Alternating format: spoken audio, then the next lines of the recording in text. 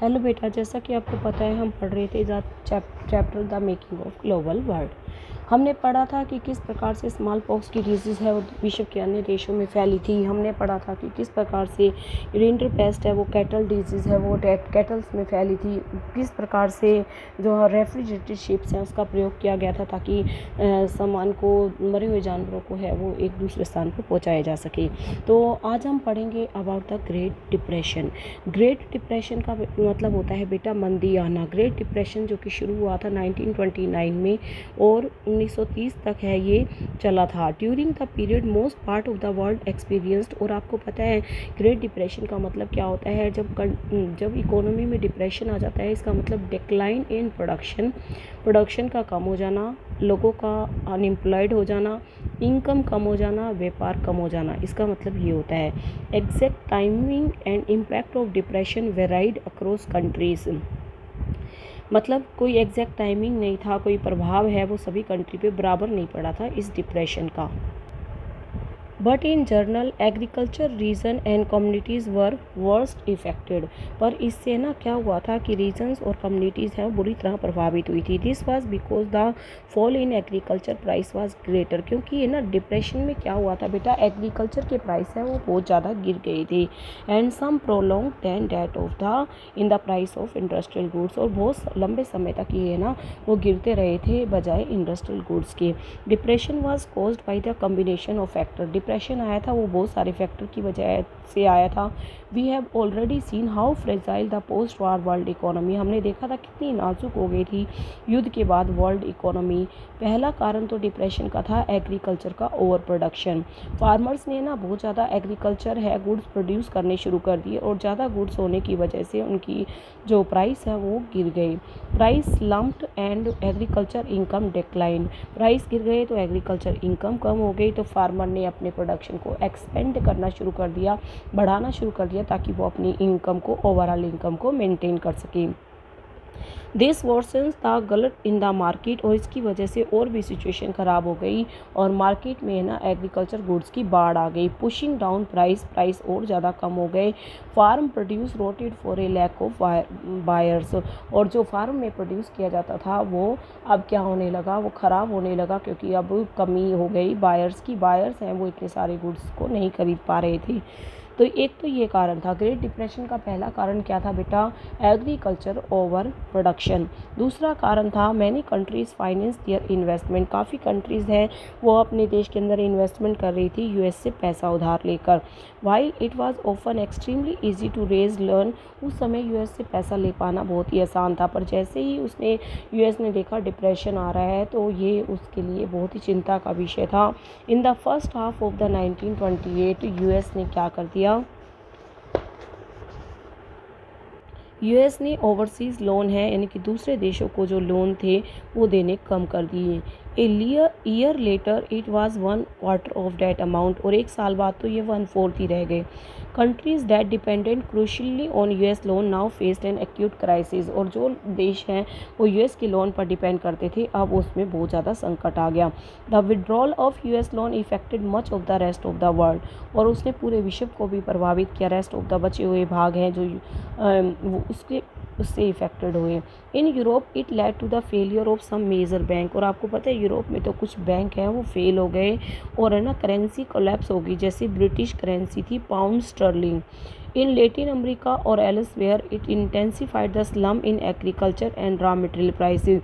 Latin America में तो जो है ना वो एग्रीकल्चर प्राइसेस हैं वो बहुत ही ज़्यादा क्या हो गए थे, कम हो गए, और रॉ मटेरियल के prices. The US attempt to protect its economy, US चाहता था कि उसकी इकोनॉमी है वो डिप्रेशन से बच जाए।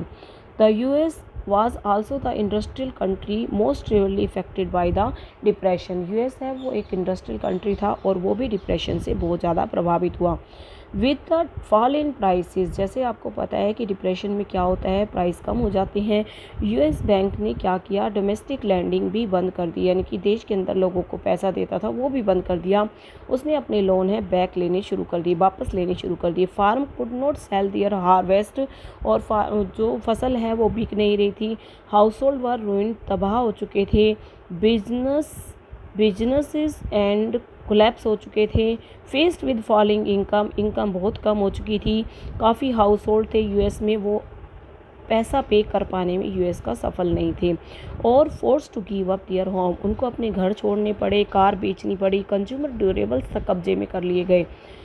कंज्यूमरिस्ट प्रॉस्पेरिटी है 1920 में डिसअपियर हो चुकी थी। अनएम्प्लॉयमेंट सारी जगह फैल चुका था। पीपल ट्रक लॉन्ग डिस्टेंस, और लोग हैं वो लॉन्ग डिस्टेंस पार करके काम करने की तलाश में निकल पड़े। अल्टीमेटली यूएस का बैंकिंग सिस्टम कोलैप्स हो गया। अनेबल टू रिकवर इन्वेस्टमेंट को रिकवर कर पाने में सफल नहीं हुआ। लोन्स जो दे रखे थे उनको कलेक्ट कर पाने में सफल नहीं हुआ।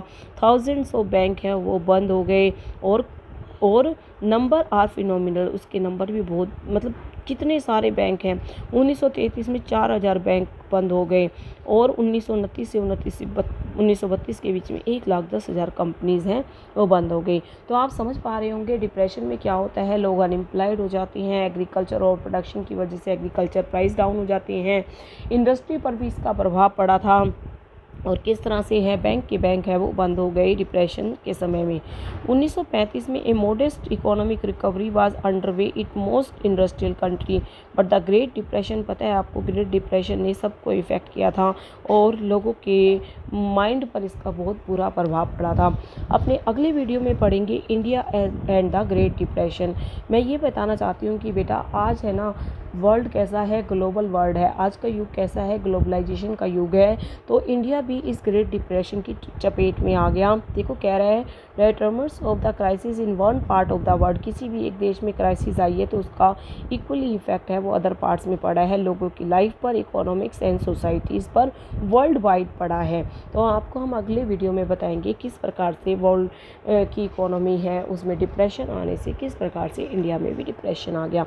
तो मैं एक बार थ्रू आउट चैप्टर आपको बता देती हूँ। देखिए हमने पढ़ा था chapter making of global world. इसमें मैंने सबसे पहले आपको सिल्क रूट के बारे में बताया था। मैंने ये भी बताया था कि सिल्क रूट से ना केवल फूड एक्सचेंज होते थे बल्कि कल्चर भी एक्सचेंज होते थे।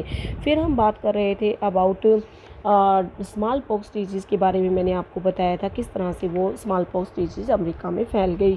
फिर मैंने आपको कोहंडा के बारे में बताया था। फिर मैंने आपको रोल ऑफ टेक्नोलॉजी है वो बताई थी। रेफ्रिजरेटर शिप्स का प्रयोग किया जाता था, जानवरों को मारकर एक स्थान से दूसरे स्थान पर भेजा जाता था। फिर अफ्रीका का किस प्रकार से कार्विंग किया गया, किस तरह से उसको रूलर की सहायता से है वो उस पर कब्जा कर लिया गया। रिंडर पेस्ट के बारे में बात किया था जो कि कैटल डिजीज़ थी। फिर हमने इंडेंचर्ड लेबर की यानी कि बंधुआ मजदूर के बारे में बातें की थी। और फिर हमने इंडियन एंटरप्रेन्योर्स जो कि अब्रोड थे उनके बारे में बात की। फिर हमने देखा था कि किस प्रकार से इंडिया का ट्रेड है वो डाउन हो गया। और फिर हमने पढ़ा था कि फर्स्ट वर्ल्ड वार 1914 में हुआ था, 1918 में ख़त्म हुआ था। इस युद्ध के बहुत ही बुरे इम्पैक्ट पड़े थे और इस युद्ध को है फर्स्ट इंडस्ट्रियल वार भी कहा जाता है। फिर हमने पढ़ा था युद्ध के बाद किस तरह से इकोनॉमी की रिकवरी है वो ही। और फिर हमने हेनरी फोर्ड के बारे में पढ़ा। हेनरी फोर्ड ने मास प्रोडक्शन से यूएस में रिकवरी की थी। उसने कन्वेयर बेल्ट का प्रयोग किया था और किस प्रकार से 3 मिनट में एक कार को प्रोड्यूस किया था। तो उसने सैलरी है उसको बढ़ाया था, लोगों की वेजेस को बढ़ाया था। और फिर आप देख पा रहे होंगे कि उसने क्या किया था, ड्यूरेबल गुड्स को लोग परचेज़ कर रहे थे। हायर परचेज सिस्टम है, उसने इंस्टॉलमेंट सिस्टम शुरू किया था। तो आज हमने पढ़ा है ग्रेट डिप्रेशन, जिसमें क्या होता है कंट्रीज़ के अंदर अनएम्प्लॉयमेंट आ जाता है और इंडस्ट्रीज ठप पड़ जाती हैं, एक्सपोर्ट कम हो जाते हैं। और आप देख पा रहे हैं किस तरह से वस्तुएं ज़्यादा हो जाने से प्राइस डाउन हो जाती हैं। ठीक है बेटा, अगले वीडियो में पढ़ेंगे India and the great depression. Thank you so much बेटा। बेटा बहुत अच्छे से स्टडी करनी है, 2 दिन में लगभग ये चैप्टर ख़त्म हो जाएगा। इसके बाद मैं आपका टेस्ट लूँगी, एक छोटा सा, बहुत अच्छे से प्रिपरेशन करनी है। थैंक यू बेटा।